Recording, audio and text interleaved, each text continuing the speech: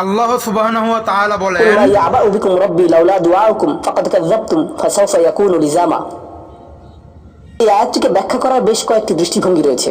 আমি সরলভাবে এর কয়েকটি আপনাদের সাথে শেয়ার করতে চাই। সময় স্বল্পতার কারণে আমি ভাষাতাত্ত্বিক আলোচনায় যাব না, আমি শুধু অন্তর্নিহিত অর্থগুলোর সহজ বাংলা বর্ণনা করব।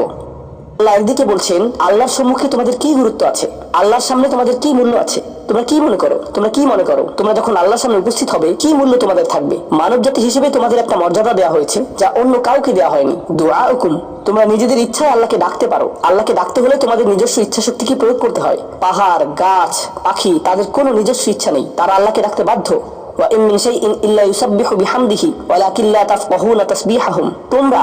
তোমরা আল্লাহর কাছে মূল্যবান যদি একটি জিনিস না থাকে, আর তা হলো তোমাদেরকে বাছাই করা হয়েছে তাকে ডাকার জন্য, কিন্তু তোমরা সেই দায়িত্বকে পরিত্যাগ করেছো। ফাকাদ কাযাবতুম, আল্লাহকে ডাকার এই আমন্ত্রণকে তোমরা মিথ্যা সাব্যস্ত করেছো। ফাসাউফা ইয়াকুনু লিজামা, এই শাস্তি তোমাদেরকে পরিত্যাগ করবে না। এটা হবে এমন জিনিস যা থেকে তোমরা মুক্ত হতে পারবে না। এটা প্রথম অর্থ।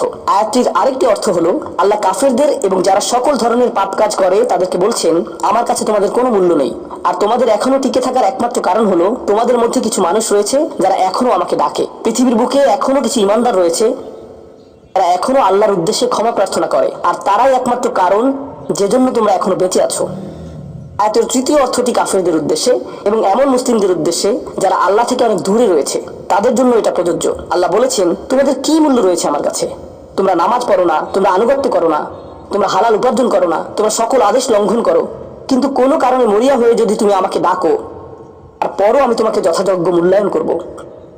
এখনো তোমাকে সুযোগ দিয়ে যাচ্ছি, লাউলা দুআউকুম, মোটের উপর তুমি এখনো এই সকল কিছুকে মূল্যহীন বিবেচনা করছো। তুমি স্বীকার করছো না যে আমি তোমাকে যা কিছু দিয়েছি এবং যা কিছু করতে বলেছি তা আসলে তোমার কাছে অর্থবহ। তুমি এই সকল কিছুকে মূল্যহীন এবং মিথ্যা বিবেচনা করছো। তোমার এই স্বভাব পরিবর্তন করো, কারণ শীঘ্রই এটা স্থায়ীভাবে লেগে থাকা শাস্তিতে পরিণত হবে। আল্লাহ এটা বলেননি যে তোমাকে শাস্তি দেওয়া হবে, বরং তিনি বলেছেন শীঘ্রই তোমাকে শাস্তি দেওয়া হবে, শীঘ্রই তুমি এটা থেকে আর মুক্ত হতে পারবে না। অর্থাৎ তোমার জন্য এখনো সুযোগ রয়েছে, বদলে যাও। আয়াতটির আরেকটা অর্থ হলো, হে কুরাইশরা, যদি আল্লাহ তোমাদেরকে কোরআনের মাধ্যমে আহ্বান না করতেন তাহলে অন্য কোন জিনিস তোমাদেরকে মূল্যবান সাব্যস্ত করত? আল্লাহ তোমাদেরকে এই কিতাবটি দিয়ে সম্মানিত করেছেন, আর সর্বোপরি আল্লাহ আপনাকে এবং আমাকে এই কোরআন দিয়ে সম্মানিত করেছেন।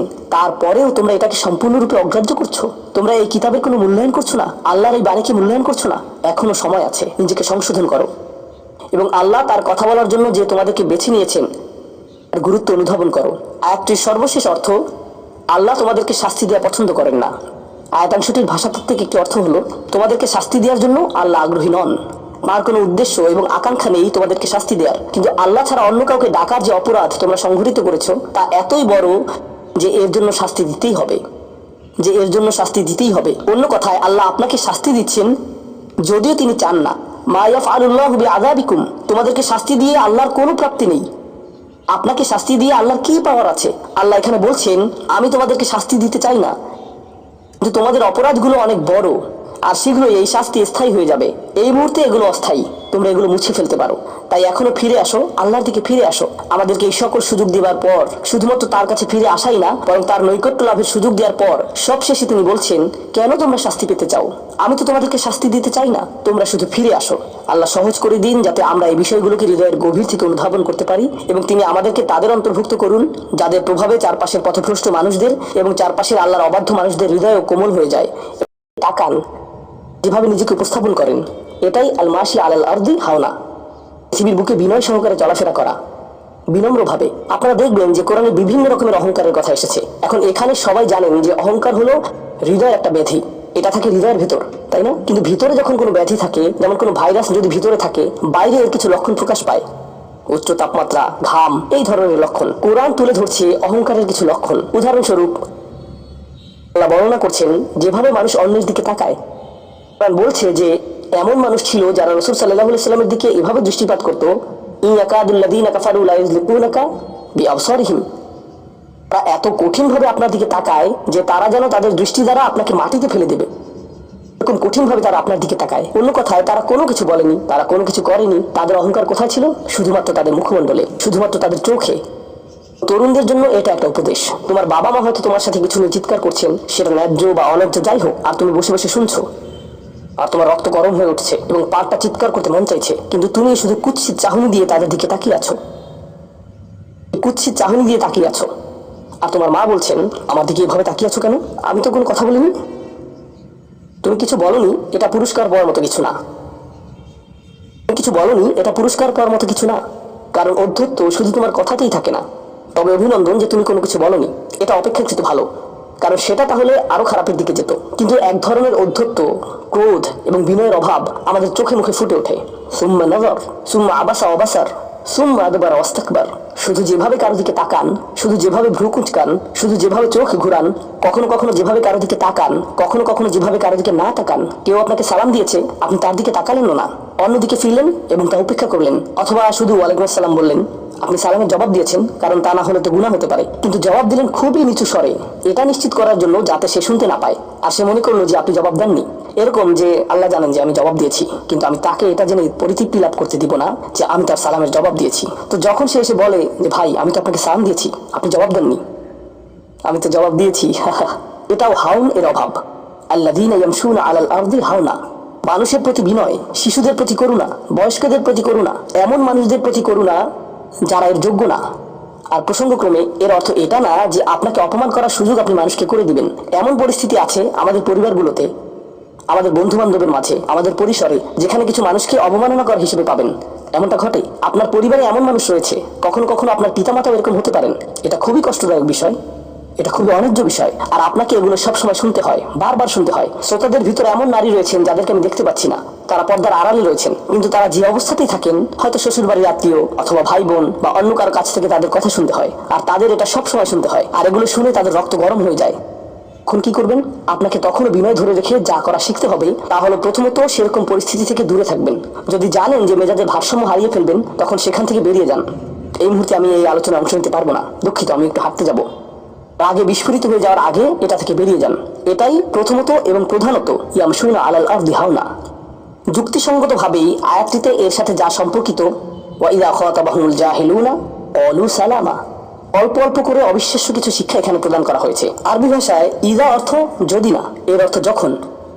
যখন বিরক্তিকর ব্যক্তিরা, যখন সেই ব্যক্তিরা যাদের নিজস্ব নিয়ন্ত্রণ নেই, এরা যখন তাদের সাথে কথা বলে, যখন মূর্খ লোকেরা তাদের সাথে কথা বলে, এখানে বলা হচ্ছে না যে যদি তারা কথা বলে, বরং আয়াতে বলা হচ্ছে যখন তারা কথা বলে। আল্লাহ আমাকে এবং আপনাকে জানিয়ে দিচ্ছেন যে এমন লোক সব সময় থাকবে যারা আমাদের উদ্দেশ্যে কথা বলবে, যারা আমাদের সাথে আলোচনায় অংশ নেবে, যারা আমাদের সাথে ভাব প্রকাশ করবে। তাদের আচরণ হয়তো ভালো হবে না, এরকমটা ঘটবে, এটা এড়াতে পারবেন না। এই ধরনের অপ্রীতিকর অভিজ্ঞতার শিকার আপনাদের প্রত্যেককেই হতে হবে, আমি সহ। এমন লোক থাকবে যারা জাহেল। এখানে জাহেল অর্থ উপলব্ধি করুন। জাহেল অর্থ শুধুমাত্র মূর্খ না। যখন মুসা আলাইহিস সালামকে গরুর বাছুর সম্পর্কে জিজ্ঞেস করা হলো, বলেছিলেন যে তোমাদেরকে একটি গরু কুরবানি করতে হবে, আর তারা বলেছিল তুমি কি তামাশা করছো, আতাত্তাখিযুনা হুজুয়া, তুমি কি আমাদের সাথে উপহাস করছো, আমাদেরকে গরু কুরবানি করতে হবে। এখানে আমাদের সামনে জটিল পরিস্থিতি রয়েছে, কিন্তু কোনো গরু কুরবানির প্রয়োজন নেই। তিনি আসলেই রেগে গেলেন। আপনারা জানেন যখন মুসা আলাইহিস সালাম রেগে যান, তখন তিনি কিছু একটা করে ফেলতে পারেন। তো তিনি তাৎক্ষণিক আল্লাহর কাছে প্রার্থনা করলেন এবং বললেন, আউযু বিল্লাহি আন আকুনা মিনাল জাহিলিন, আমি জাহেলদের অন্তর্ভুক্ত হওয়া থেকে আল্লাহর আশ্রয় প্রার্থনা করি। এর অর্থ মূর্খ নয়, কারণ স্পষ্টতই মুসা আলাইহিস সালাম ছিলেন পৃথিবীর জ্ঞানী মানুষদের একজন। তিনি অজ্ঞতা নিয়ে কথা বলছেন না, তিনি বলছেন আমি আমার আবেগের উপর নিয়ন্ত্রণ হারানো থেকে, মেজাজের নিয়ন্ত্রণ হারানো থেকে আল্লাহর আশ্রয় প্রার্থনা করছি, এমন জিনিস বলা থেকে অথবা করা থেকে যা আমি এখন করতে চাই, কিন্তু আমাকে নিজেকে সংযত করতে হবে। এখন এই উপলব্ধি থেকে আলোচ্য আয়াতটিতে আসুন। এরকম মানুষ রয়েছে যারা সবচেয়ে জঘন্য কথা বলে, কিন্তু তাদের কোনো লাগাম নেই। কথাগুলো আপনার হৃদয় থেকে এসে মস্তিষ্ক হয়ে এরপর তার জিহ্বাতে যাওয়া উচিত, কিন্তু এই পথে কিছুটা লাগাম থাকতে হবে। আমার হয়তো এটা বলা উচিত না, কিছু একটা অনুভব করছি, হয়তো গালি বের হয়ে যাবে, সেটা গলায় পৌঁছে গিয়েছে, কিন্তু সেটা আমার মুখ দিয়ে বেরিয়ে আসা উচিত না, আমার সেটা গিলে ফেলা উচিত। কিন্তু কিছু মানুষ রয়েছে তাদের মাথায় যা আসে তাই বলে ফেলে। কারোর সাথে আপনার 6 মাস পরে দেখা হলো কোনো একটা পার্টিতে, ঈদের সময় অথবা অন্য কোথাও, হে আসসালামু আলাইকুম, আপনি তো মোটা হয়ে গেছেন, সবার সামনেই। এটা কেমন কথা? আপনি এটা মনে মনে আনতে পারেন আর নিজের মনে মনে মাশাআল্লাহ বলতে পারেন, কিন্তু সবার সামনে কেন আপনাকে এই কথা বলতে হবে? হে, তুমি তো কয়েক বছর আগে পড়ালেখা ছেড়ে দিয়েছিলে, এখনো পাশ করোনি, এখনো ফেল অবস্থাতেই আছো। মানুষ আপনাকে এরকম কথা বলে, এটা আপনাকে রাগান্বিত করে। এই অবস্থায় কি করবেন? আল্লাহ বলেছেন এটা আপনার মনের বিনয় প্রকাশের অংশ। ভাবেই আল্লাহ আমাদের বিনয় যাচাই করবেন। আর প্রসঙ্গক্রমে তারাই হয়ে থাকে আমাদের সবচেয়ে কাছের মানুষ, যার অর্থ আপনি এই ধরনের পরিস্থিতিতে বারবার বারবার বারবার পড়বেন। কিভাবে এটা থেকে বেরিয়ে আসবেন? আল্লাহ বলছেন ইযা খাতাবাহুমুল জাহিলুনা অলু সালামা, এটা দিয়ে কতিপয় জিনিস বোঝায়। আমি এখানে সেই কয়েকটি শিক্ষা নিয়ে আলোচনা করব। যখন এমনটা ঘটবে আপনার তাৎক্ষণিক প্রতিক্রিয়া হবে শান্তি, অলু সালামা। এটা দ্বারা বিদায় বোঝাতে পারে। আপনি বলবেন সালাম, আমি আর এই আলোচনা চালিয়ে যেতে চাই না, আমি সম্মানজনকভাবে আপনাকে বিদায় জানাবো। ও দাঁড়ান, আমার তো একটা মিটিং আছে।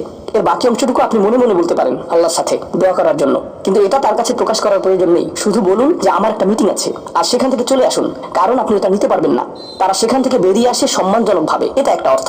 যখন জঘন্য মানুষ আপনার কাছে আসে, বেরোবার পথ খুঁজে বের করবেন। কোরআন এই সূরাতে আরো পরে যা বলেছে যে মাররু কিরামা, সম্মানজনকভাবে তারা এটা অতিক্রম করে চলে যায়। কিছু কিছু মানুষ আছে যারা এমন কথা বলতে চায় যা আপনাকে রাগান্বিত করবে।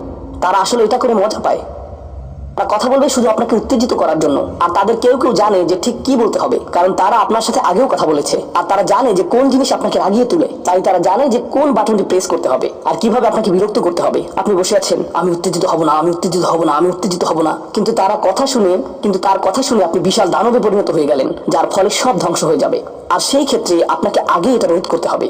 আপনি এখানে কথা বলতে পারেন আর বলতে পারেন যে দেখুন, আমি এই বিরোধ চাই না, আসুন শান্তিপূর্ণ সময় ব্যয় করি, এই বিষয়টা নিয়ে আজ আর কথা না বলি, এতে অনড় থাকুন। এটা দিয়েও অলু সালামা বোঝায়। আমি আপনার সাথে ঝগড়া করতে চাই না, আমি শুধু চাই আলোচনাটা যাতে কুৎসিত পথে এগিয়ে না যায়। কখনো কখনো আমরা ভদ্রতা দেখাই, সেই সুযোগে মানুষ আমাদেরকে অসম্মানজনক কথা বলতে থাকে, এবং আত্মবিশ্বাসের সাথে মানুষকে জানিয়ে দিবেন যে তাদেরকে থামতে হবে, তারা সীমা ছাড়িয়ে যাচ্ছে। এটা সঠিক নয়, এমনটা করা সম্মানহীনতা নয়, শিষ্টাচার বহির্ভূত নয়। আপনি নিজের জন্য রুখে দাঁড়াতে পারেন, কিন্তু এটা শুধু মর্যাদাপূর্ণ উপায় করতে হবে, এমনভাবে যা শান্তিপূর্ণ। এছাড়াও সালামা শব্দটিকে অনেকেই অবস্থা হিসেবেও দেখেছেন। অন্য কথায়, যখন তারা জবাব দেয় তারা পরিপূর্ণ শান্তিপূর্ণ অবস্থায় থাকে, এটা ভিন্ন একটা অর্থ। যখন জঘন্য মানুষেরা আপনার সাথে কথা বলে, তারা আপনাকে বিরক্ত করে, তারা রাগান্বিত করে, তারা মিথ্যার পর মিথ্যা, মিথ্যার পর মিথ্যা, মিথ্যার পর মিথ্যা বলে, আর আপনাকে সেখানে বসে এটা শুনতে হয় যেন এটা সত্য। আর তারা এটা অন্য মানুষের সামনে বলে, আর আপনি কোনো কারণ ছাড়াই ঝামেলায় পড়ে যান। তখন আপনি জবাব দেন, আপনার জবাব যাই হোক, জবাবটা শান্ত হওয়াটাই উত্তম। যখন জবাব দিবেন আপনাকে শান্ত এবং পরিশীলিত হতে হবে, এটাই কওলু সালামা। আর যারা জীবনে এটা ধারণ করতে পারে তারা আল্লাহর কাছে বিশেষ মানুষ, ইবাদুর রহমান। অন্য কথায়, এই অনুপ্রেরণাটিকে আমাদের মনে রাখতে হবে। সেই রকম সময়ে যেই ব্যক্তির সাথে আপনি কথা বলছেন সে এর যোগ্য না, বরং সে হয়তো চপটাঘাত পাওয়ার যোগ্য। আপনাদের কেউ কেউ হয়তো প্রতিউত্তর দেওয়ায় খুবই পারদর্শী, হয়তো আপনাকে বিদ্রুপাত্মক কিছু বলছে, আপনি তাকে কথা দিয়ে পিষে ফেলতে পারবেন। ও মাই গড, আপনার মাথায় যে জবাবগুলো আসে, তালিকা করা একাধিক জবাব, আমি কি এ বি সি বলবো নাকি উপরে সবগুলো একসাথে বলবো, আপনার মাথায় এটা চলছে। সেই মুহূর্তে যখন আপনি বিরত হওয়ার সিদ্ধান্ত নেন, কঠিনভাবে না বলার, প্রতিক্রিয়া না দেখানোর, শান্ত থাকার সেই শক্তি অর্জনের জন্য আপনার আর আমার অনুপ্রেরণা যা হবে তা হলো, আমি ইবাদুর রহমানের মধ্যে শামিল হতে চাই। আমি ভুলে যাব যে আমি এই অপ্রীতিকর কথোপকথনে রয়েছি, কারণ ঠিক এখনই আমি আল্লাহর সংস্পর্শে রয়েছি, আর তার বিশেষ রহমত আমার উপর বর্ষিত হচ্ছে। সেই জন্যই তিনি আমাকে এই পরিস্থিতিতে ফেলেছেন, যাতে আমি তার নৈকট্য অর্জন করতে পারি। এটা আসলে একটা আশীর্বাদ। এই অপ্রীতিকর সঙ্গগুলো আসলে একটা আশীর্বাদ, যাতে আমি তার নৈকট্য পেতে পারি। সুবহানাল্লাহ। ওয়া ইবাদুর রহমানিল্লাযীনা ইয়ামশুনা আলাল আরদি হাওনা ওয়া ইযা খাতাবাহুমুল জাহিলুনা ক্বালু সালামা। লক্ষ্য করুন এরপর আল্লাহ কি বলছেন। দ্বিতীয় শ্রেণীর মানুষেরা, তাদের বিশেষ গুণটি বর্ণিত হচ্ছে। প্রসঙ্গক্রমে এর অর্থ এটা না যে তারা অন্য কিছু করে না, যেমন তারা নামাজ পড়ে না, তারা হালাল খাবার গ্রহণ করে না, এগুলো তো থাকতেই হবে, তারা তো ইতিমধ্যে ইবাদ। এগুলো হলো ইবাদ হওয়ার বাইরের অতিরিক্ত গুণাবলী। দ্বিতীয় মহান গুণটি কি? দ্বিতীয় শ্রেণীর এই মানুষেরা যারা আল্লাহর কাছে প্রিয়, কোন জিনিসটা তাদের বিশেষ মানুষে পরিণত করেছে? ওয়াল্লাযীনা ইয়াবিতুনা লিরাব্বিহিম সুজদান ওয়া কিয়ামান। যারা রাতটি অতিবাহিত করে তাদের প্রভুর উদ্দেশ্যে সিজদারত এবং দণ্ডায়মান অবস্থায়। তারা লোকচক্ষুর অন্তরালে গভীর রাতে নামাজে মশগুল থাকেন, কারণ তারা জানেন যে রাতের গভীরে আল্লাহ তাদের সবচেয়ে নিকটে থাকেন। আমাদের অনেকের জন্য এটা অনেক কঠিন যে আল্লাহ যদি তার সবচেয়ে নৈকট্যপ্রাপ্ত মানুষদের কথা বলেন, এই শ্রেণীর মানুষদের দিয়ে শুরু করাটাই প্রত্যাশিত ছিল। এটাই প্রত্যাশিত ছিল যে আল্লাহ এমন মানুষদের দিয়ে শুরু করবেন যারা সবচেয়ে বেশি নামাজ আদায় করে, বিশেষত এমন সময়ে যখন তিনি নিকটে থাকেন, যা হলো রাতের মধ্যপ্রহর। সেখান থেকে শুরু হওয়ার কথা ছিল, কিন্তু না, তিনি সেখান থেকে শুরু করেননি, তিনি বিনয় দিয়ে শুরু করেছেন। কারণ রাতের সেই নামাজ, যখন আপনি এবং আমি আল্লাহর সামনে বিনয়াবনত হই, নামাজরত অবস্থায় অন্য কেউ দেখার সুযোগ না থাকে, চমৎকৃত করার মতো আর কেউ না থাকে, একমাত্র যাকে আপনি চমৎকৃত করতে চান তিনি হলেন আল্লাহ। আপনার আত্মাভিমান চলে গিয়েছে, আল্লাহর সম্মুখে দণ্ডায়মান হয়ে আপনি পূর্বেকৃত সকল অপরাধ স্বীকার করেছেন, আল্লাহর সাথে আপনি উন্মুক্ত আলোচনায় রত আছেন, সকল অহংকার থেকে মুক্ত হয়ে। যদি নিজেকে অহংকার মুক্ত করতে চান, প্রথম ধাপটি হলো আপনি কি মানুষের সামনে অহংকারকে বিসর্জন দিতে পারেন, আর তারপর আল্লাহর সম্মুখে উপস্থিত হন। আমরা এমন অনেক মানুষদের কথা জানি যারা ইবাদতে পারদর্শী, কিন্তু মানুষের কাছে তারা খারাপ হিসেবে বিবেচিত। এটা আদর্শ নয়। এখানে একটি শ্রেণীকে অগ্রাধিকার দেওয়া হয়েছে, আর এরা তারাই যারা মানুষের সাথে বিনয়ী, তারপর যারা আল্লাহর সামনে বিনয়গত হয়ে উপস্থিত হয়। এটা অর্জন করা সহজ নয়, কিন্তু যদি সপ্তাহে একবার, আমি জানি যে এটা কঠিন হবে, কিন্তু সপ্তাহে একবার আপনি মসজিদে ইশার নামাজ পড়লেন আর এরপর সরাসরি বাসায় চলে গেলেন আর ঘুমিয়ে পড়লেন, আর সেটা তখনই সম্ভব হবে যদি আপনি প্রত্যুষে ঘুম থেকে উঠেন আর এরপর দিনে না ঘুমান। তো ফজরের সময় উঠুন, এরপর ঘুমাবেন না, নিজেকে পরিশ্রান্ত করুন, এশা পড়ুন, এরপর ঘুমাতে যান। এরপর অ্যালার্ম দিয়ে রাখুন, ফজরের 30 মিনিট আগে অ্যালার্ম সেট করুন, উঠে গিয়ে কয়েক রাকাত নামাজ পড়ুন। শুধু এটুকুই করুন, নিজের মতো করে এটা করুন। এজন্য অন্য কারো ঘুম ভাঙাবেন না, এটা নীরবে করবেন। ঘরের কোনো এক কোণে চলে যান, সেখানেই নামাজ পড়ুন। যদি সপ্তাহে একবার বা দুবারও এটা করতে পারেন, যে প্রশান্তি পাবেন, আল্লাহর সাথে যে সম্পর্ক অনুভব করবেন, সেটা আপনাকে সবচেয়ে কঠিন সময়েও সাহায্য করবে। আল্লাহ আমাদেরকে এই মানুষদের অন্তর্ভুক্ত করে দিন। আল্লাযীনা ইয়াবিতুনা লিরাব্বিহিম সুজদান ওয়া কিয়ামা। এরপর আসছে তৃতীয় ধরনের মানুষের কথা। ওয়াল্লাযীনা ইয়াকুলুনা রাব্বানা ইসরিফ আন্না আযাবা জাহান্নাম ইন্না আযাবাহা কানা গরামা ইন্নাহা সাআত মুস্তাকাররা ওয়া মুকামা। এই মানুষেরা শুধু একটি দোয়া করে, দোয়ার তালিকা নয়, তাদের একমাত্র দোয়া হলো, ইয়া আল্লাহ, আমি জাহান্নামে যেতে চাই না। অন্য যেখানেই রাখেন, জাহান্নামে নয়, আমাকে জাহান্নামে রাখবেন না, আমাদেরকে জাহান্নামের শাস্তি থেকে দূরে রাখুন। অবস্থান করার জন্য এটা বিভৎস একটা জায়গা, আমি এটা এক মুহূর্তের জন্য দেখতে চাই না। আমি সেখানে স্বল্পস্থায়ীভাবে থাকতে চাই না, আর আমি সেখানে দীর্ঘস্থায়ীভাবেও থাকতে চাই না। দোয়াটি মনোযোগ দিয়ে শুনুন। ইন্নাহা সাআত মুস্তাকাররা ওয়া মুকামা। প্রথমত, এটা একটা শাস্তি, এটা বিশাল একটা সাজা। আমি সেখানে স্বল্পমেয়াদের জন্য থাকতে চাই না, আমি সেখানে দীর্ঘমেয়াদের জন্য থাকতে চাই না। কিছু মানুষ রয়েছে যারা সেই একই রোগে আক্রান্ত হয়েছে, উম্মার মধ্যে, মুসলিমদের মধ্যেই একই রোগ যা বনী ইসরাঈলেরও ছিল। তারা বলেছিল, আল্লাহ আমাদেরকে শাস্তি দিবেন না, ইল্লা আইয়ামান মাদুদা, দিলেও কয়েকদিনের জন্য। মুসলিমদের মনোভাবও এমন হয়েছে, তারা বলে আল্লাহ আমাদের শাস্তি দিবেন, কিন্তু তা তো চিরদিনের জন্য না, তাই না? আমরা মুসলিম, একসময় আমরা ঠিকই বেরিয়ে আসবো। ঠিক আছে, ভালো, আমি জাহান্নামে যাব, কিন্তু এটা হবে দীর্ঘ সাপ্তাহিক ছুটির মতো, আর তারপর আমার আর সমস্যা নেই। দেখুন আল্লাহর নৈকট্যপ্রাপ্ত মানুষদের দোয়া। তারা আল্লাহকে বলছেন, ও আল্লাহ, আমি জাহান্নামে যেতে চাই না, স্থায়ীভাবে না, অস্থায়ীভাবেও না। আমি স্বীকার করছি যে অবস্থানের জন্য এটা বিভৎস একটা জায়গা, মুস্তাকাররান ওয়া মুকামা, শুধু থামার স্থান হোক অথবা চিরকালীন স্থান হোক, আমি এগুলোর কোনোটাই চাই না। এর অনেক অন্তর্নিহিত অর্থ রয়েছে, আমি আপনাদের শুধু একটির কথা বলছি। দেখুন, আপনি এবং আমি কখনোই প্রলুব্ধ হওয়া থেকে বাঁচতে পারবো না। হারাম সবসময় আমাদের সামনে আসবে, আর এটা সবসময় আমাদেরকে আহ্বান করবে। আর শয়তান ইয়াইদুকুমুল ফাকর, শয়তান তোমাদেরকে দেউলিয়াতের প্রতিশ্রুতি দিবে। অন্য কথায়, যখন আপনি হালাল পথে চলবেন, শয়তান আপনাকে প্রতিশ্রুতি দিবে, তুমি সুযোগ হারিয়ে ফেলছো, তুমি বঞ্চিত হচ্ছ, সবাই কত মজা করছে, তুমি অনেক মজা করতে পারতে, আরো অর্থ উপার্জন করতে পারতে, তুমি আরো ইন্দ্রিয় সুখ উপভোগ করতে পারতে। সেই সব সময় আপনার কাছে বিজ্ঞাপন দিতে থাকবে বিকল্প পণ্যের, বিকল্প পন্থার। নিজের কামনাকে চরিতার্থ করার কিছু যায় আসে না যে কতটুকু কোরআন মুখস্থ করেছেন, কিছুই যায় আসে না যে কি পরিমাণ তাহাজ্জুদ আপনি পড়েছেন। এগুলো কোনোটাতেই আসে যায় না। শয়তান থামবে না। দিন শেষে আপনি তো একজন মানুষই, দিন শেষে কামনা বাসনাগুলো আপনার মাঝে থাকবে, আর শয়তান থামবে না, সে আপনার পেছনে লেগেই থাকবে।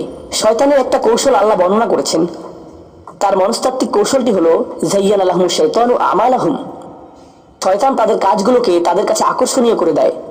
শয়তান আপনার কাছে আসবে, আপনাকে প্রলুব্ধ করবে, তখন আপনি বলবেন, এটা খারাপ, কিন্তু আমি তো অনেক ভালো কাজও করি। আমি এলোমেলো কাজ করছি, কিন্তু আমি তো নামাজও পড়ছি, আর আমি তো কাফেরও না, তো সমস্যার কিছু নেই। আর এইবার করেই আমি থেমে যাব, এমন না যে আমি এটা করতেই থাকবো, শুধু একবারই করব। এভাবে নিজেকে সব ধরনের যুক্তি দিতে থাকেন, নিজে নিজে এটাকে বৈধতা দিতে থাকেন। আপনার চিন্তায় এটা এখন আর অতটা খারাপ না। আর তারপর যখন এমন মানুষ চারপাশে থাকেন যাদেরকে বলেন যে এটা তো খারাপ, আর তারপর যখন এমন মানুষের চারপাশে থাকেন যাদেরকে বলেন যে এটা তো খারাপ, তারাও আপনাকে বলে, না ভাই, কাম অন, এটা অতটা খারাপ না, থামো তো, এরকম কথা বলো না, না আল্লাহ ওইরকম না, আল্লাহ তোমাকে শাস্তি দিবেন না, কেন এরকম হতাশাজনক কথা বলছো, তুমি অতিরিক্ত চিন্তা করো। আপনি তা শুনেন, আর এটা আপনাকে প্রভাবিত করতে শুরু করে। কিন্তু যখন কাজটা করে ফেলেছেন, যেটাই করেছেন, হতে পারে এটা অ্যালকোহল অথবা অন্য কোনো মাদক, এটা কারোর সাথে সম্পর্ক হতে পারে, সেটা যাই হোক, যখন নিজেকে বলেন যে এটাই শেষবার, কিন্তু এটাই শেষ তো না। কারণ যখনই কাজটা ঘটে যায় আর কয়েকদিনের মধ্যে অনুশোচনাও কেটে যায়, তখন মোবাইলে আরেকটা মেসেজ চলে আসে, তারপর আরেকটা দাওয়াত আসে, তারপর আপনি বলেন না, এটাই শেষবার, আবারও সেই চক্রে আটকে যান, আর আবারও সেটা করেন, আর তা করতেই থাকেন।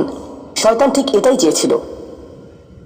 মানুষ এই চক্র বন্ধ করতে পারে, আল্লাহর প্রতি নিবিষ্ট হয়ে বলতে পারে, ইয়া আল্লাহ, আমার বন্ধুরা কি বলেছে তাতে কিছু যায় আসে না, শয়তান কি ওয়াসওয়াসা দিচ্ছে তাতে কিছু যায় আসে না, কতবার এই বিভৎস চক্রে আটকা পড়েছি তাতে কিছু যায় আসে না, আমি ফিরে আসলাম, আমি ফিরে আসলাম 2 দিন অনুতপ্ত থেকে আবারও পাপে লিপ্ত হওয়া থেকে। আমি ফিরে আসলাম আপনার কাছে ক্ষমা চাওয়ার পর আবারও পাপ করা থেকে। ওয়ালাম ইউসিরু আলা মা ফাআলু ওয়া হুম ইয়ালামুন। তারা পাপ কাজগুলো বারবার করে না আর তারা জানে যে তারা কি করছে। আমি সেই লোকদের অন্তর্ভুক্ত হব না? ওয়ালাইসাতিত তাওবাতু লিল্লাযিনা ইয়ামালুনা আস-সাইয়্যাত। তওবা, অনুশোচনা তাদের জন্য কাজ করে না যারা পাপ করতেই থাকে। এমনকি তওবা করার পরেও এটা সেই মানুষদের জন্য না যারা এই চক্রে আটকে যায়। এটা তাদের জন্য যারা বলে, ইয়া আল্লাহ, আমি জাহান্নামে যেতে চাই না, আমি জাহান্নামের যোগ্য অনেক কাজ করেছি, কিন্তু এখন আমি থেমে যাচ্ছি। আর এটাই চূড়ান্ত। তারা হলেন আল্লাহর কাছে বিশেষ মানুষ, কারণ আল্লাহ জানেন এটা কতটা প্রলুব্ধকারী ছিল। আল্লাহ জানেন সেই আসক্তি কতটা শক্তিশালী ছিল। আল্লাহ জানেন পাপের কত গভীরে আপনি ছিলেন। আল্লাহ জানেন আপনার উপর শয়তানের সেই দীর্ঘ নিয়ন্ত্রণের কথা, আর আপনি সেই নিয়ন্ত্রণ ভঙ্গ করতে এবং আল্লাহর কাছে ফিরে আসতে সক্ষম হয়েছেন। আল্লাহর পথে আপনার এই যাত্রা অন্য মানুষের তুলনায় অনেক কঠিন। আপনার সামনের প্রলোভনগুলো অনেক শক্তিশালী, আপনার প্রতি অভিকর্ষের টানটি অনেক বেশি শক্তিশালী, আর এর সাথে লড়াই করে যেহেতু আল্লাহর কাছে এসেছেন, তাই আপনি বিশেষ মর্যাদা সম্পন্ন। তা মনে করবেন না যে আমি তাহাজ্জুদ পড়ি না তাই আমি অতটা ভালো না, অথবা আমি আরবি জানি না, বা আমি এখনো সম্পূর্ণ কোরআন পাঠ করিনি আর আমি তাজবিদের নিয়মগুলো জানি না। না না না না না, আপনার বিশেষত্ব এজন্য না যে আপনি 17 বার হজ করেছেন। আপনার জ্ঞান এবং ইবাদতের জন্য আপনি আল্লাহর কাছে বিশেষ না। আপনি আল্লাহর কাছে বিশেষ মর্যাদা সম্পন্ন কারণ আপনি পাপ থেকে বেরিয়ে এসেছেন আর আপনি শুধু তার ভয়েই ভীত। এটাই আপনাকে আল্লাহর কাছে বিশেষ মর্যাদা সম্পন্ন করে। তাই আপনিও ইবাদুর রহমান। তো এখান থেকে আল্লাহ আমাদেরকে সম্পূর্ণ বিপরীত দিকে নিয়ে যাচ্ছেন। এই প্রত্যেক শ্রেণী সম্পর্কে চিন্তা করুন, কিভাবে এগুলো আপনার সাথে প্রাসঙ্গিক, কিভাবে আপনি আল্লাহর কাছে বিশেষ মর্যাদা সম্পন্ন হতে চান, কিভাবে আপনি আল্লাহর নৈকট্য পেতে চান, কিভাবে আমি আল্লাহর নৈকট্য পেতে চাই। আমাদের কাছে এটা আসলে কতটা মূল্যবান। পাপ হলো এক প্রকারের ভালোবাসা। আমরা এর মুহে পড়ে যাই, আমরা এতে আসক্ত হয়ে যাই। আর এই অনুচ্ছেদটি আসলে ভালোবাসার একটা প্রতিযোগিতা, কারণ আপনি ইন্দ্রিয় সুখ ভালোবাসেন, আপনি এই পাপগুলোকে ভালোবাসেন আর আপনি তা ছাড়তে চান না, কারণ এতে আপনার সুখানুভূতি নষ্ট হবে। আর অন্যদিকে আল্লাহ বলছেন, আমি আমার নিজের দ্বারা সেই সুখকে প্রতিস্থাপন করে দিব, আমি এটাকে আমার নৈকট্য দ্বারা প্রতিস্থাপন করে দিব। আল্লাহ এই সুযোগ দিয়েছেন, আপনার নিজেকে এই সমীকরণের আলোকে সিদ্ধান্ত নিতে হবে। আপনি এই পরিস্থিতিতে পড়বেন, অন্য কেউ জানবে না, কেউ জানবে না যে আপনার মাথায় কি সংগ্রাম চলছে, কেউ জানবে না, শুধু আল্লাহ জানবেন। আর প্রসঙ্গক্রমে উদাহরণস্বরূপ আপনাদের কেউ কেউ যখন হারাম সম্পর্কে জড়ান, নিশ্চিত বলছি না, আপনাদেরকে অভিযুক্ত করছি না, কোনো মানুষ, আপনারা না, কোনো মানুষ যাদেরকে আপনারা চিনেন, তারা হয়তো অনৈতিক সম্পর্কে জড়িত আর আপনি তা থেকে বের হতে চাচ্ছেন। আপনি এই আলোচনা শুনে তাকে মেসেজ দিলেন, আমি আর এটা করতে পারবো না। সে উত্তর দিল, তুমি কি আমাকে ভালোবাসো না? তুমি এখন আমাকে ঘৃণা করো? তুমি কি মনে করো যে আমি তোমার জাহান্নামে যাবার কারণ? আমি কি এতটাই খারাপ? এখন আপনি বলছেন, না তুমি অতটা খারাপ না, আমি তোমাকে ভালোবাসি, তুমি মোটেই খারাপ না, তুমি অনেক ভালো। ঠিক আছে, যে আমার সাথে সম্পর্ক সমাপ্ত করতে চাও, আজকে রাতে আমার সাথে দেখা করো আর আমার মুখের সামনে এটা শেষ করো। এটা আমি করতে পারবো না। ঠিক আছে, তুমি আমাকে ঘৃণাই করো, আচ্ছা ঠিক আছে, আমি আসছি। আবার শুরু হয়ে গেল। আর এরপর আপনি আবারও তওবা করতে চান। দেখতে পাচ্ছেন, এটা শুধুমাত্র আপনি না, আপনি হয়তো আবেগগতভাবে কোনো কিছুতে জড়িয়ে যেতে পারেন, আর এখন আপনি আবেগগতভাবে ব্ল্যাকমেলের শিকার হচ্ছেন। এর দ্বারা আপনি খারাপ বোধ করবেন।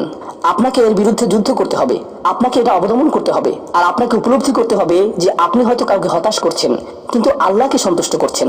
আর আপনি এটা শুধু নিজের জন্যই করছেন না, বরং এটা ওই মেয়ের জন্যও করছেন বা ওই ছেলের জন্যও করছেন যে আপনার মেসেজের জবাব দিচ্ছে। সে আল্লাহর সামনে দাঁড়াবে, এটাও আপনি চান না। আপনি যদি তাকে আসলেই ভালোবাসেন, শুধুমাত্র যদি তাকে কামনা না করেন, বরং তাকে ভালোবাসেন, তাহলে আপনি তাকেও রক্ষা করতে চাইবেন। তো এখন আমরা খুবই অপ্রত্যাশিত স্থানে চলে যাচ্ছি। আল্লাহর কাছে আরো কে বিশেষ মর্যাদা সম্পন্ন? আল্লাযীনা ইযা আনফাকু লাম ইউসরিফু ওয়া লাম ইয়াকতুরু ওয়া কানা বাইনা যালিকা কাওয়ামা। এই মানুষেরা যখন তারা অর্থ ব্যয় করে, তারা সকল অর্থ উড়িয়ে দেন না, অতিরিক্ত খরচ করেন না, আর তারা কৃপণও নয়। তারা অনেক বেশি খরচ করেন না, তারা অনেক কমও খরচ করেন না। তাদের বাজেট ভারসাম্যপূর্ণ। বাজেটের সাথে আল্লাহর নৈকট্যের সম্পর্ক কি? সম্পর্ক রয়েছে, কারণ আল্লাযীনা ফি আমওয়ালিহিম হাক্কুন মালুম, তাদের অর্থে অন্যদের অধিকার রয়েছে যা সুবিদিত। আপনার পিতামাতার অর্থনৈতিক সহায়তা প্রয়োজন, আপনার সন্তান, আপনার ভাই বোন, আপনার স্ত্রীর প্রয়োজন, এমন অনেক ক্ষেত্র রয়েছে যার জন্য আপনার অর্থ প্রয়োজন। কিন্তু যখন আপনি প্রয়োজনহীন জিনিসে আসক্ত হয়ে পড়েন আর আপনার অর্থ যখন ব্যয় হয় সিনেমার পর সিনেমা, সিনেমার পর সিনেমায়, সাবস্ক্রিপশনের পর সাবস্ক্রিপশনে, গেমের পর গেম, এরপর গেমে, গাড়ির জন্য নতুন যন্ত্রাংশ কেনার পেছনে, যে চাকা দেখতে উল্টো দিকে ঘূর্ণায়মান, তার প্রয়োজন আপনার নেই। সেগুলো আপনি দেখবেন না যখন আপনি গাড়ি চালাবেন, এটা অন্য কেউ দেখবে। এগুলো ঘুরবে অন্য কারোর জন্য, আপনার জন্য না। যন্ত্রাংশ অথবা ডিভাইস আপনি নতুন আইফোন ছাড়াও বেঁচে থাকবেন, এতে কোনো ক্ষতি হবে না। স্যামসাং যদিও কিছুটা বিপজ্জনক, তারপরও অনেক বোনেরা পার্স অথবা ব্যাগের জন্য এমনটা করেন। ও আল্লাহ, এই ব্যাগগুলোর কোনোটার দাম কয়েক লাখ টাকা। বলছি না যে আপনি এগুলোর কোনোটাই কিনতে পারবেন না, কিন্তু আল্লাহ বলছেন ঠিক আছে খরচ করো, অতিরিক্ত খরচ করো না। আপনাদের কারো কারোর জন্য আবার সবচেয়ে খুশির বিষয় হলো টাকা ধরে রাখা। আপনি স্ত্রীকে সাথে নিয়ে সুপার শপে গিয়েছেন, তিনি এক প্যাকেট দুধ নিলেন। আমাদের কি এত বেশি দুধ প্রয়োজন? ছোট প্যাকেট নিতে পারো না? ডিসকাউন্টের জন্য অপেক্ষা করতে পারো না? এটা দুধ, এটা ডিম, এগুলো নিয়ে কৃপণতা না করলে হয় না? এমন মানুষ রয়েছে যারা প্রাপ্য মানুষদের টাকা ধরে রাখে। আপনার সন্তানদের অর্থ প্রয়োজন, তাদের চলার জন্য কিছুটা পকেট খরচ প্রয়োজন, আপনার স্ত্রীর কিছুটা অর্থ প্রয়োজন। যদি তিনি গৃহ ব্যবস্থাপনার দায়িত্বে থাকেন আর তিনি নিজে উপার্জন না করেন, আর তিনি আপনার কাছে বলেন আমি কি 500 টাকা পেতে পারি, কিসের জন্য তোমার টাকা প্রয়োজন? আমাকে সম্পূর্ণ প্রতিবেদন প্রদান করবে, সকল রিসিট দেখাবে। দাঁড়ান, 1 মিনিট থামুন, এটা লাম ইয়াকতুরু, এটা আপনার জন্য চ্যালেঞ্জ হতে পারে। আপনি যদি আল্লাহর নৈকট্য লাভ করতে চান, আপনার পরিবারের খাবারের প্রসঙ্গ আসলে তাদেরকে জঞ্জালের মতো বিবেচনা করবেন না। আপনার জন্য সর্বোত্তম খরচের খাত হলো আপনার পরিবার। নিজের পরিবারের সাথে এরকম খারাপ আচরণ করবেন না, কিন্তু অতিরিক্ত খরচও করবেন না। অন্যরা এমন আছে যারা টাকা উড়ায়। আল্লাহ হয়তো আপনাকে কিছুটা অর্থ দিয়েছেন আর আপনি আপনার 16 বছরের সন্তানকে BMW কিনে দিলেন যাতে সে রাস্তার পাশে লাগিয়ে দিয়ে অ্যাক্সিডেন্ট করতে পারে, আর তারপর তাকে আরেকটা কিনে দিলেন। না না না, আপনি এমনটাও করতে পারবেন না। লাম ইউসরিফু ওয়া লাম ইয়াকতুরু ওয়া কানা বাইনা যালিকা কওয়ামা, তারা একটি ন্যায্য ভারসাম্যপূর্ণ পন্থা অবলম্বন করে এই দুই অবস্থার মাঝে অবস্থানের জন্য। পরবর্তী গুণটি আমার প্রিয়, মনোযোগ দিয়ে শুনুন। এরা সবাই একটি শ্রেণী। والذين لا يدعون مع الله إلها آخر ولا يقتلون النفس التي حرم الله إلا بالحق ولا يزنون ومن يفعل ذلك يلقى عصاما, তারা আল্লাহর পাশাপাশি অন্য কোনো উপাস্যের কাছে প্রার্থনা করে না। আল্লাহর পাশাপাশি অন্য কোনো উপাস্যের কাছে প্রার্থনা না করা অবস্থায় তারা কাউকে হত্যা করে না এবং তারা ব্যভিচারে লিপ্ত হয় না। 3টি বিষয়, তারা আল্লাহ ছাড়া কারো কাছে প্রার্থনা করে না, এর সাথে রয়েছে তারা হত্যা করে না এবং তারা ব্যভিচার করে না। 3টি বিষয় একসাথে, 3টি বিষয় একসাথে। এটা তো অসাধারণ কোনো অর্জন নয়। কেউ বলতে পারে যে হ্যাঁ আমি তো তালিকায় এসে পড়েছি, আমি কাউকে হত্যা করিনি। তো জানেন কেন এটা বৈশিষ্ট্য সূচক? কারণ এই বিষয়গুলো খুবই প্রাথমিক স্তরের, তাই না? অন্য অনেক কবিরা গুনাহ রয়েছে, কিন্তু আল্লাহ বলছেন যে তোমরা আল্লাহর কাছে বিশেষ মর্যাদার অধিকারী হতে পারবে যদি তোমরা শুধু এটুকু করো। কেন এটা বিশেষ মর্যাদাপূর্ণ? মক্কার মানুষদের কথা চিন্তা করুন, সেই সমাজের কথা চিন্তা করুন যার মাঝে কোরআন এসেছিল। সেই মানুষগুলো হাজার বছর ধরে শিরকে লিপ্ত ছিল। হত্যা তাদের কাছে সাধারণ বিষয়ে পরিণত হয়েছিল, জিনা কোনো বিষয়ই ছিল না। আর এগুলো বড় বিষয় ছিল না তাদের পূর্বপুরুষ অথবা তাদের পূর্বপুরুষ অথবা তাদের পূর্বপুরুষের কাছে। এগুলো ছিল জীবনেরই অংশ, জীবন ছিল গ্যাংস্টারের মতো। আর যখন তারা এই সকল কিছু ছেড়ে আল্লাহর কাছে আসলো, তাদের পরিবারকে বলেছিল যে ও তুমি তো এখন মুসলিম, কংগ্রাচুলেশনস। তাদেরকে সকল ধরনের বিভৎস অভিজ্ঞতার সম্মুখীন হতে হয়েছিল, তাদের প্রিয় মানুষদের কাছ থেকে, তাদের সমাজ থেকে, তাদের বন্ধু বান্ধবদের কাছ থেকে, কারণ তারা সেই অপরাধগুলো ত্যাগ করেছিলেন, তাই না? কিছু মানুষের জন্য শুধুমাত্র ঈমান গ্রহণ করা, শুধুমাত্র অপরাধী জীবন থেকে বেরিয়ে আসা, শুধুমাত্র জিনা থেকে বেরিয়ে আসা ছিল এতটাই বড়। আপনারা যারা সম্মানিত পরিবারে বেড়ে উঠেছেন, পরিশুদ্ধ পরিবেশের মাঝে ছিলেন, আপনার জন্য সেই ধরনের বিপত্তিতে না পড়াটা সহজ অথবা সহজতর। এখনকার সময় যে কোনো কিছুই সহজ, কিন্তু আপনাদের যারা অমুসলিম অবস্থা থেকে এসেছেন, আপনি চারপাশে অপরাধ সংঘটিত হতে দেখেছেন, আপনি চারপাশে মাদকের আসর দেখেছেন, আপনি চারপাশে নারী লিপ্সা দেখেছেন, প্রত্যেক সাপ্তাহিক ছুটির দিনই ক্লাবে যেতেন, আর তারপর আপনি আল্লাহর পথে আসলেন, আপনি ঈমান গ্রহণ করলেন। সেই জীবন থেকে আপনার এই যাত্রাটি ছিল বিশাল এক যাত্রা, আর আল্লাহ এটা স্বীকার করেছেন এবং বলেছেন যে এটা বেশ বড় ব্যাপার যে কিছু মানুষ এমনটা করেছে। শুধু এই বিবেচনায় তারা বিশেষ মর্যাদাময়, তারা অন্য কিছু জানে না, তাদের ব্যাপক কোনো জ্ঞান নেই, কিন্তু মূল বিষয় হলো তারা আল্লাহর সন্তুষ্টির জন্য হিজরত করেছেন, তারা সেই বড় পাপগুলো থেকে আল্লাহর অভিমুখে যাত্রা করেছেন। অবিশ্বাস্য। এই আয়াতগুলোতে আল্লাহর করুণা এখনো সমাপ্ত হয়নি। প্রথমত সেই 3টি বিষয় যা আমি উল্লেখ করেছি, শিরক বা আল্লাহ সম্পর্কে অশ্রদ্ধা প্রদর্শন করা, হত্যা এবং ব্যভিচার, এগুলো অনেক বড় পাপ। তো আল্লাহ কি বলছেন? ইউদাআফ লাহুল আযাবু ইয়াওমাল কিয়ামা ওয়া ইয়াখলুদ ফীহি মুহানা, এমন মানুষের জন্য শাস্তি দ্বিগুণ করা হবে, তারা সেখানে থাকবে অপমানিত অবস্থায়। এই পাপগুলো আল্লাহর কাছে ছোট বিষয় না, বিশেষত 3টা পাপ একসাথে। কিন্তু প্রসঙ্গক্রমে সবচেয়ে খারাপ অপরাধ শিরক। সবচেয়ে খারাপ অপরাধের মধ্যে দ্বিতীয়টি হলো যখন আপনি একজন ব্যক্তিকে হত্যা করেন। এটা কাকে হত্যা করার সমতুল্য? গোটা মানব জাতিকে। এটা হলো দ্বিতীয় বৃহত্তম অপরাধ। আর তারপর তৃতীয় বৃহত্তম অপরাধ কোনটি? জিনা। এই 3টি একসাথে এসেছে।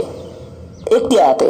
সেজন্য আল্লাহ বলছেন যে এই ব্যক্তিটি বিশেষ ধরনের শাস্তি পাবে, আর সে এই শাস্তিতে রয়ে যাবে অপমানিত অবস্থায়। কিন্তু এমনকি খারাপের ভিতর সবচেয়ে খারাপ, এরপর সবচেয়ে খারাপ ব্যক্তিটি, এই ব্যক্তিটি এজন্য সবচেয়ে খারাপ না যে সে একটি জিনিস করেছে, বরং সে সবচেয়ে খারাপ কারণ সে তিনটি জিনিসই করেছে। এটা জাহান্নামের হ্যাট্রিক অর্জনের মতো। আর সম্পর্কে আল্লাহ কি বলছেন? তিনি বলছেন ইল্লা মান তাবা ওয়া আমানা ওয়া আমিলা আমালান সলিহা, অর্থাৎ যে অনুতপ্ত হয়েছে, ইমানের পথে ফিরে এসেছে, তখন থেকে ভালো কাজ শুরু করেছে, তার জন্য নিয়মের ব্যতিক্রম হবে। এটা উপলব্ধি করাটা গুরুত্বপূর্ণ। আল্লাহ বর্ণনা করছেন নিকৃষ্টের মধ্যে নিকৃষ্ট, আর চেয়েও নিকৃষ্ট।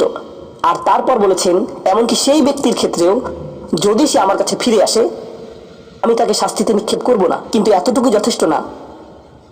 আমরা কথা বলছি ইবাদ আর রহমানের ব্যাপারে, যিনি অবিশ্বাস্য রকমের করুণাময় সত্তা। তো তিনি তাদেরকে শুধুমাত্র জাহান্নাম থেকে রক্ষা করেই ক্ষান্ত হবেন না, তিনি আরো কি করবেন?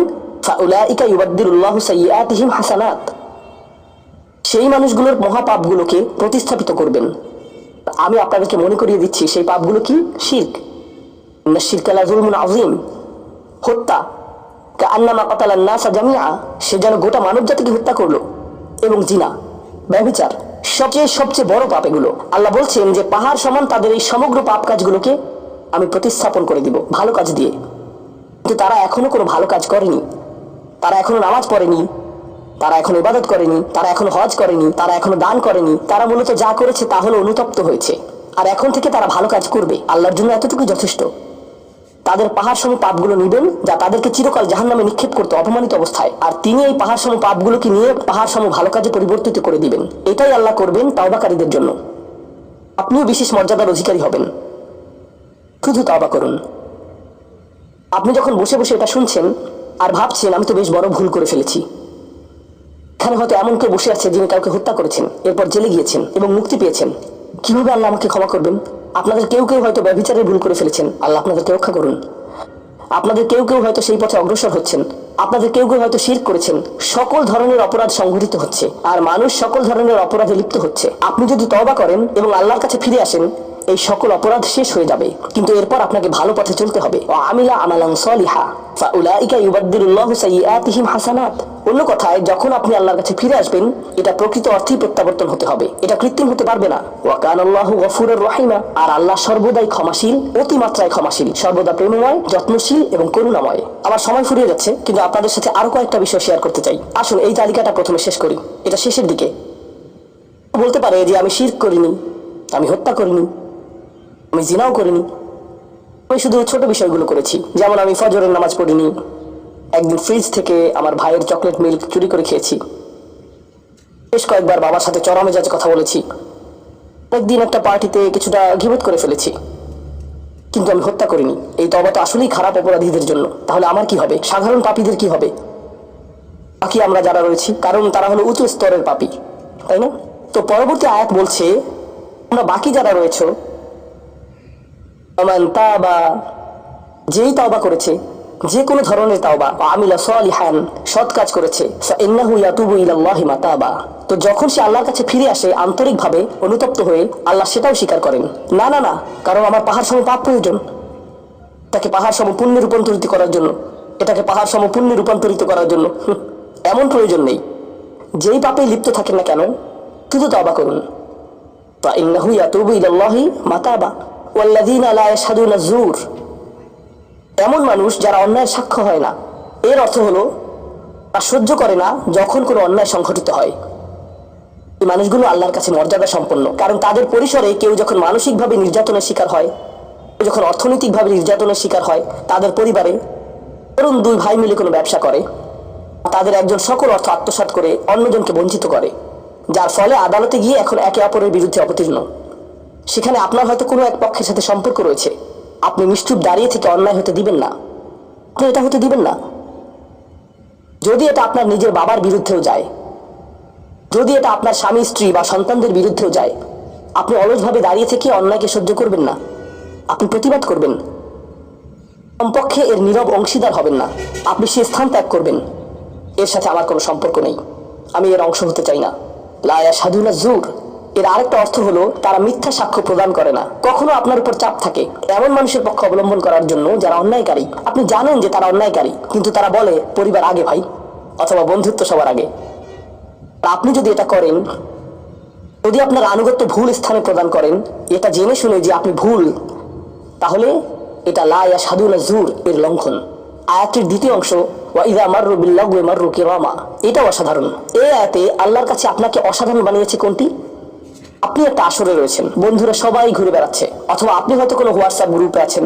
আজকাল যোগাযোগের বিভিন্ন মাধ্যম রয়েছে, আর এই সকল যোগাযোগের মাঝে মানুষ যুক্তিহীন কথা বলে থাকে। মানুষ একে অপরের বিরুদ্ধে গীবত করে, তারা একে অপরের প্রতি বিদ্রুপ করে, তারা একে অপরের সময় নষ্ট করে। আর আপনি এর সাথে কোনো সম্পর্ক রাখতে চান না, তো আপনি কি করবেন? আপনি আসরটি ত্যাগ করবেন।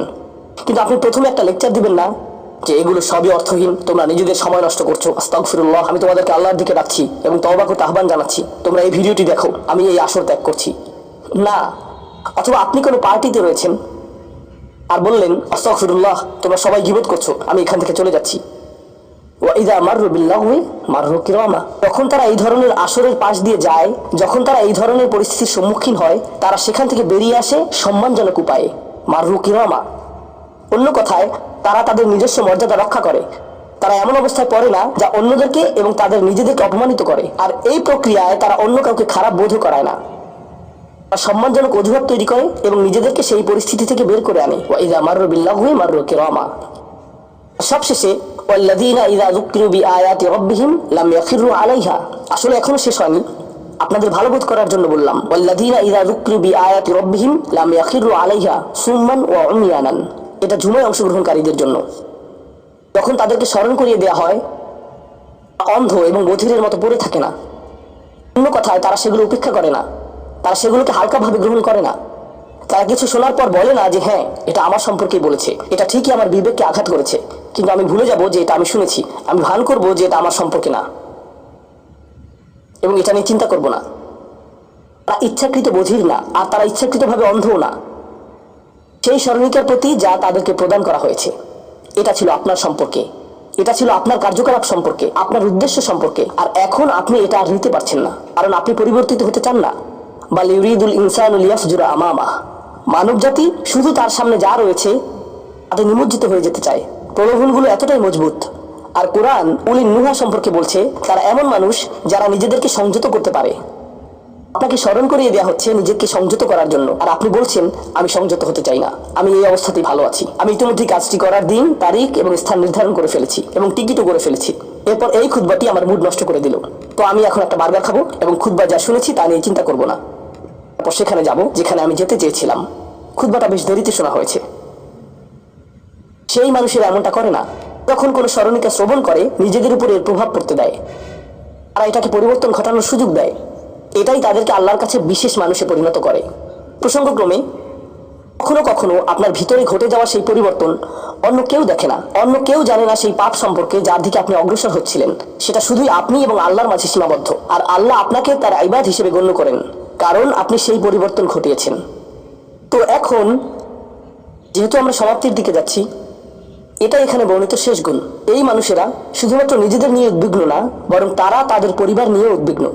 والذين يقولون ربنا هب لنا من أزواجنا وذرياتنا قرة أعين, হে প্রভু, আমাদের স্ত্রী এবং আমাদের সন্তানদের দ্বারা আমাদেরকে চক্ষু শীতলতা দান করুন। যার অর্থ দুইটি জিনিস। আমি জটিলতা পরিহার করে আপনাদেরকে সরলভাবে কুররাতা আয়ুনিন এর অর্থ বুঝিয়ে বলছি। প্রথম অর্থ হলো, ইয়া আল্লাহ, অন্য সকল কিছু আমাকে পীড়িত করে, অন্য সকল কিছু আমাকে অসুবিধায় ফেলে, কিন্তু যখন আমি আমার স্ত্রীর কাছে আসি এবং আমার সন্তানদের কাছে আসি, ইয়া আল্লাহ, এই স্থানটিকে আমার জন্য প্রশান্তিদায়ক করে দিন। আমার সকল অসুবিধা দূর হয়ে যায় যখন আমি আমার স্ত্রীর দিকে তাকাই, আমার সকল অসুবিধা দূর হয়ে যায় যখন আমি আমার সন্তানদের সাথে থাকি। ইয়া আল্লাহ, আমার স্ত্রী এবং আমার সন্তানদের মাঝে এটা প্রদান করুন, অথবা আমার স্বামী এবং আমার সন্তানদের মাঝে এটা প্রদান করুন। কুররা শব্দটির দ্বিতীয় অর্থটি এসেছে করার থেকে। করার অর্থ যখন আপনার চোখ কোথাও আটকে যায়। ইয়া আল্লাহ, আমার স্ত্রীর প্রতি আমার ভালোবাসা এতটাই সৃষ্টি করে দিন যাতে আমি তার উপর থেকে চোখ ফিরাতে না পারি। ইয়া আল্লাহ, আমার সন্তানদের নিয়ে আমাকে এতটাই আনন্দিত করে দিন এবং এতটাই ভালোবাসাপূর্ণ করে দিন যাতে আমি তাদেরকে অন্যদের সাথে তুলনা না করি। আমার যা রয়েছে তা নিয়ে আমি সুখী, তারা খারাপ বোধ করুক এটা আমি চাই না। আমি তাদের অর্জনের স্বীকৃতি প্রদান করি। আমাকে সেই সামর্থ্য দান করুন যাতে স্ত্রী এবং সন্তানদের মাঝে কুররাতু আয়ুন খুঁজে পাই। আমাকে একটি মজবুত পরিবার দান করুন এবং আমাকে আমার পরিবারের প্রতি সন্তুষ্ট করে দিন। আপনাদের অনেকের জন্য একমাত্র দুশ্চিন্তার বিষয় হলো স্ত্রী এবং সন্তান। এই দোয়া অনুযায়ী দুশ্চিন্তার একমাত্র উপশমকারী হওয়া উচিত স্ত্রী এবং সন্তান।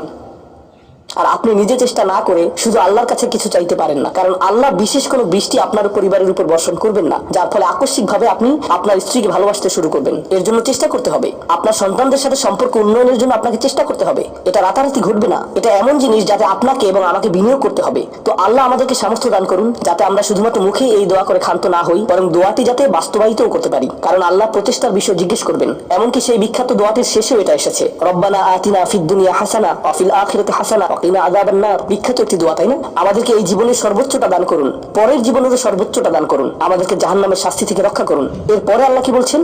উলাইকা লাহুম নাসিবুম মিম্মা কাসাবু। তারা ততটুকু অংশই পাবে যা তারা অর্জন করেছে। আপনি শুধু দোয়া করবেন আর তা কাজ করবে তেমনটা না।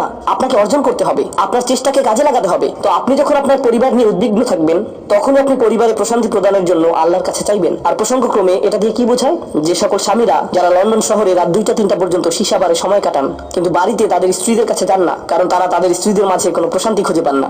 আর তাদের স্ত্রীরা তারাও তাদের স্বামীদের মাঝে কোনো প্রশান্তি খুঁজে পান না। যখন তারা বলবেন না ভাই আমাকে বাড়ি যেতে হবে, তখন তারা আল্লাহর কাছে বিশেষ মর্যাদা সম্পন্ন হয়ে উঠবেন। যখন তারা সন্তানদের সাথে সময় ব্যয় করবেন, সন্তানদের থেকে তাদের চোখ সরে যায় না। আর যেহেতু আপনার চোখ তাদের থেকে সরছে না, এর অর্থ আপনি আসলে তাদের সাথে রয়েছেন। এর অর্থ আপনি আসলে সন্তানদের সাথে সময় ব্যয় করছেন এবং সেটা উপভোগ করছেন। এই বিষয়টি আপনাকে আল্লাহর কাছে বিশেষ মর্যাদা সম্পন্ন করে তুলেছে। তাদের জন্যই উলাইকা ইউজজাউনাল গুরফাতা বিমা সাবারু। আর আমাদেরকে মুত্তাকিনদের নেতা হিসেবে কবুল করুন, সৎকর্মশীলদের নেতা হিসেবে কবুল করুন। আমাদের সন্তানদেরকে ভালো সৎকর্মশীল জীবন দান করুন, যার ফলে যখন আমি আপনার সম্মুখে দাঁড়াবো, ইয়া আল্লাহ, আমার পরিবারের সদস্যদের কাজের কারণে আমার সৎকর্মের পরিমাণ শুধু বৃদ্ধিই পাবে। এখন এই সব কিছুর পরে উলাইকা ইউজজাউনাল গুরফাতা বিমা সাবারু, এই মানুষদেরকে প্রদান করা হবে সুউচ্চ প্রাসাদ। তারা যে ধৈর্য প্রদর্শন করেছে তার প্রতিদান স্বরূপ। লক্ষ্য করুন, এখানে আল্লাহ বলছেন তারা যে ধৈর্য প্রদর্শন করেছে তার প্রতিদান স্বরূপ। আপনি যদি এই তালিকার প্রথমে যান, যারা তাদের জিহ্বা সংযত করে, যখন মূর্খ লোকেরা তাদের সাথে কথা বলে তারা বিনয়ী, তারা জিহ্বা সংযত করে, যারা আল্লাহ ছাড়া অন্য কারো ইবাদত করে না, তারা আল্লাহর ইবাদত করে রাতের গভীরে। এই তালিকাটি যা আমরা আলোচনা করলাম, তাদের প্রত্যেকেরই প্রয়োজন অধ্যাবসায়, মজবুতি, দৃঢ়তা এবং প্রতিজ্ঞা। আর সবর শব্দটি দিয়ে এটাই বোঝায়। এই মানুষগুলো পুরস্কৃত হবেন তারা যে দৃঢ় প্রতিজ্ঞা দেখিয়েছেন তার জন্য। তারা এর জন্য প্রতিজ্ঞাবদ্ধ ছিলেন। ওয়াইলাক্কাউনা ফিহা তাহিয়াতান ওয়া সালামা, তাদেরকে সেখানে অভ্যর্থনা করা হবে অভিবাদন ও সালাম সহকারে। আল্লাহ তাদের জন্য অভিবাদন প্রেরণ করবেন। আল্লাহ শুধুমাত্র তাদেরকে ভালোই বাসবেন না, বরং তিনি তাদেরকে এখন সম্মানিতও করছেন। এরা হলেন আল্লাহ কর্তৃক বিশেষ পুরস্কার প্রাপ্ত। খালিদিনা ফিহা হাসুনাত মুস্তাকাররা ওয়া মুকামা, তারা অবিশ্বাস্য সেই সম্মানের মাঝে এবং সেই সুউচ্চ প্রাসাদের মাঝে চিরকাল থাকবেন। চমৎকার স্থান, স্বল্পকালীন এবং চিরকালীন অবস্থানের জন্য। তো আল্লাহ এটাকে জাহান্নামের সাথে তুলনা করেছেন, তাই না? জাহান্নামীরা বলবে আমি এখানে স্বল্পকালের জন্য থাকতে চাই না, চিরকালের জন্য থাকতে চাই না। আল্লাহ বলেছেন জান্নাতের স্বাদ যদি তুমি সামান্য পরিমাণে পাও, তুমি এটা আকাঙ্ক্ষা করবে, তুমি এটা চিরকালের জন্য চাইবে। আল্লাহ আমাদের সকলকে চিরকালের জন্য জান্নাতে